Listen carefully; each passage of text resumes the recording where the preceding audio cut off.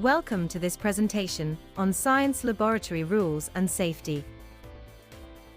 In this session, we will explore how to stay safe while conducting scientific investigations, both in the lab and in everyday life. Now, let's look at a real-life case study that shows the importance of following science safety rules. During a Year 9 science class, a student was asked to dilute a strong acid, hydrochloric acid. The student did not wear goggles or gloves. While pouring the acid, it splashed into their eyes and hands. They screamed, and the entire class panicked. Thankfully, the teacher acted fast. They used the eye wash station and first aid kit. The student recovered, but it could have been worse.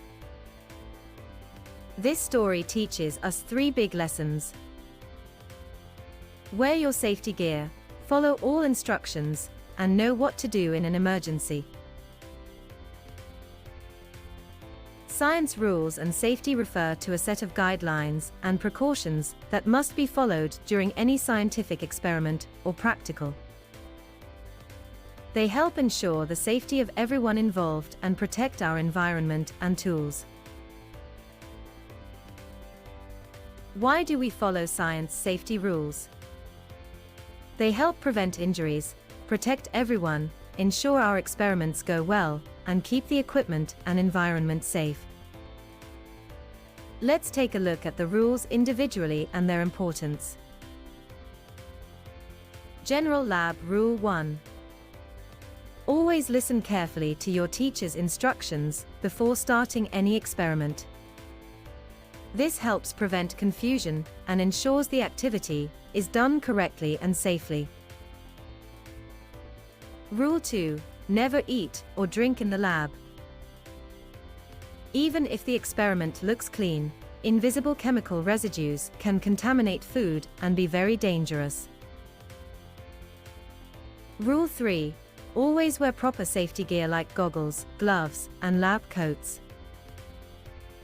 These protect you from harmful splashes, spills, and dangerous fumes. Rule 4. Know your equipment. Understand how to use lab equipment before you start. Using tools incorrectly can lead to accidents or damage. Rule 5. Report accidents. If there's an accident or something goes wrong, report it immediately. Quick reporting helps prevent the situation from getting worse. Rule 6. Always handle chemicals with extreme care. Read the label twice to be sure of the substance. Use only the amount required and pour it slowly, away from your face and body. This prevents dangerous reactions and accidental exposure. Rule 7. Keep work area clean. A clean workspace is a safe workspace. Wipe up spills as soon as they happen. Return any tools or containers to their proper place after use. An organized area helps prevent accidents and allows you to focus better. Rule 8. Dispose materials properly. Disposing of materials the right way is very important. Some chemicals can damage the pipes or harm the environment if poured into the sink. Use the correct waste container every time. Rule 9. Label everything clearly.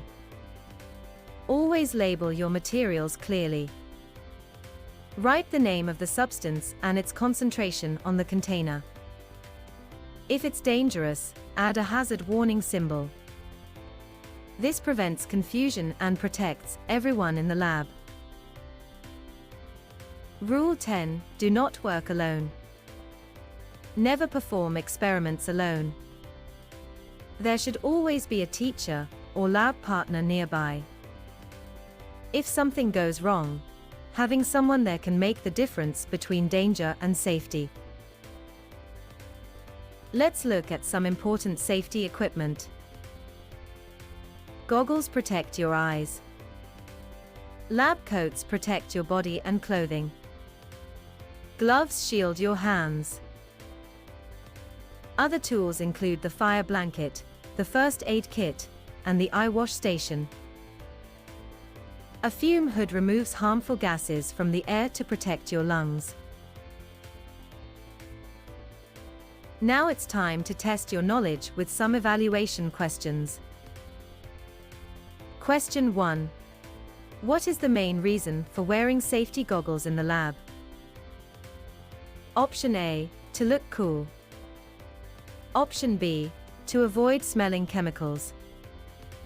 Option C, to protect your eyes from splashes. Option D, to keep your vision sharp. Question 2. Which of the following is not a general lab safety rule? Option A, eating snacks during practicals. Option B, keeping your work area clean. Option C, labeling materials clearly. Option D, wearing safety gloves. Question 3. What should you do if a chemical spills during an experiment? Option A, wipe it up with your sleeve. Option B, ignore it. Option C, report it immediately. Option D, smell it to check what it is. Question 4. List 2 reasons why you should never work alone in a science lab. Question 5. Describe the correct way to dispose of chemicals after an experiment. Question 6. What did we learn from the acid spill incident case study? Mention at least 2 lessons. Thanks for watching. To deepen your understanding of any topic, explore our comprehensive resources, including revision notes, past questions, gamified quizzes, and workbooks. These tools are designed to help you master the concepts effectively and enjoyably.